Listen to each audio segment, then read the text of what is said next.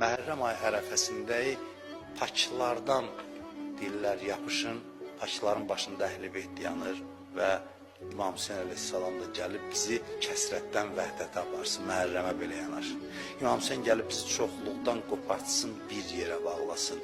Bu əzadarlıq, bu məclislər bunun üçündür ki, o irfan, əsl irfan, irfanın məğzi İmam Hüseynin vücudundadır, mahiyyətindədir, məclislərindədir. İmam Hüseyin bizi sevgi ilə aram-aram qopardır, ağrısız qopardır, aparır, ləzzətlə aparır. Özəlliyi bundadır.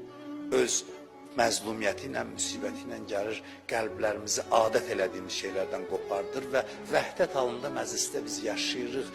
O dadı hələ ora köç eləməmiş, böyüklərin halından bizə də dadızdırır. İmam Hüseynin böyük xidmətlərindən biri budur. Xidmətləri çoxdur, saymaqla qutarmaz. Biri də budur ki, kəsrət içində boğulan adamlara vəhdətin dadını daddırır. O birə bağlayır, o birə başqa şeylərdən qopardır. Kərbəlası da belədir, Məhərrəmi də belədir, bütün məclisləri də belədir. Çox sağ olun diqqətinizə görə.